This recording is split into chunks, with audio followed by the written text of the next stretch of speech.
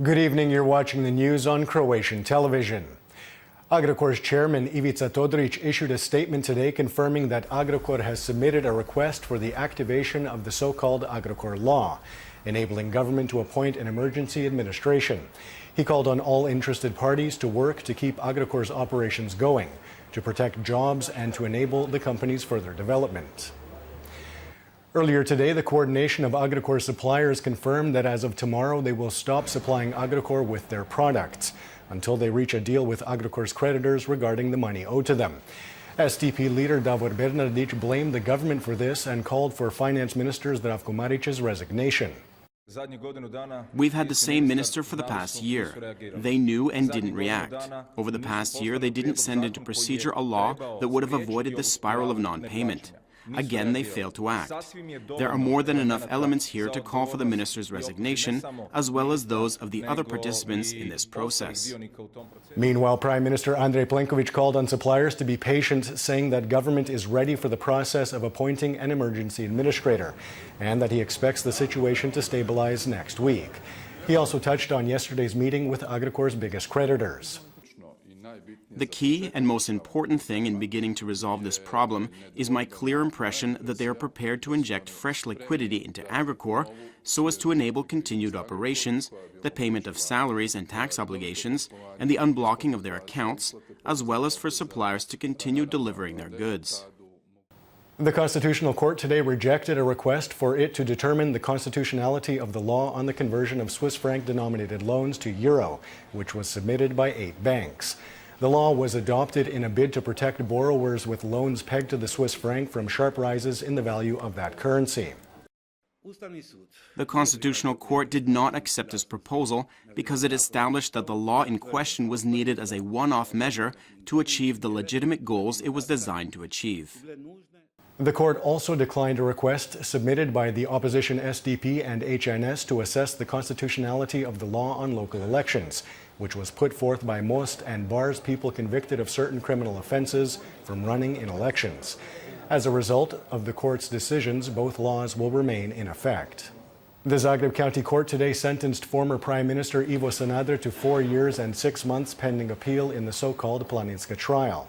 The court found Sanader guilty of receiving a 2.3 million euro kickback for organizing the sale of a building in downtown Zagreb owned by one of his HDZ party colleagues to the Regional Development Ministry. Former Minister Petar Čobanković and HDZ MP Stjepan Fiolić both turned state's evidence in return for reduced sentences. Leaving the courtroom today, Sanader maintained his innocence. There wasn't a single piece of evidence, with the exception of false testimony given by witnesses who were blackmailed by the USKOK anti-corruption office. In return for their false testimony, these witnesses have been given privileges. There's nothing else to say. We're moving forward, and we will appeal. In international news, at least 3 people have been killed after a truck plowed into a crowded street and crashed into a department store in central Stockholm today. Swedish Prime Minister Stefan Löfven said that all indications are that it was a terrorist attack. At least 6 people have been killed in a U.S. airstrike in Syria. American forces launched 59 Tomahawk missiles at a military airfield near Homs. The strike comes in response to an alleged chemical attack that originated from that airbase. It is in this vital national security interest of the United States to prevent and deter the spread and use of deadly chemical weapons.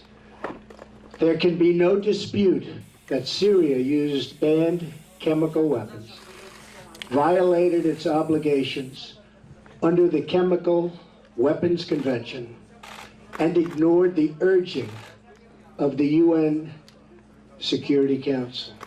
Syria and Russia have condemned the airstrike, calling it an act of aggression.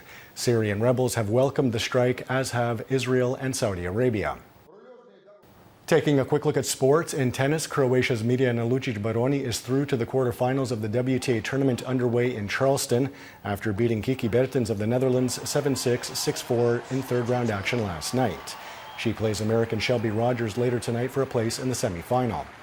And now the forecast for tomorrow. Partly sunny inland with increased cloud cover in the morning, especially in the east where there could be some light rain. Predominantly sunny on the coast. Winds will be mostly mild in the interior with a moderate northwesterly in Slavonia. The coast will see a mild to moderate northeasterly turning to a moderate to strong northwesterly in the afternoon. Morning lows of 1 to 6 degrees Celsius in the interior, 7 to 11 on the Adriatic, will give way to highs of 15 to 20 degrees. The three-day forecast for the interior calls for predominantly sunny and warmer weather on Sunday and Monday. Increased cloud cover, rain, and colder temperatures are expected on Tuesday. Predominantly sunny and warmer on the coast on Sunday and Monday. Tuesday will bring with it cloud cover and rain on the northern Adriatic. And that wraps up the news. Be sure to join us again tomorrow night.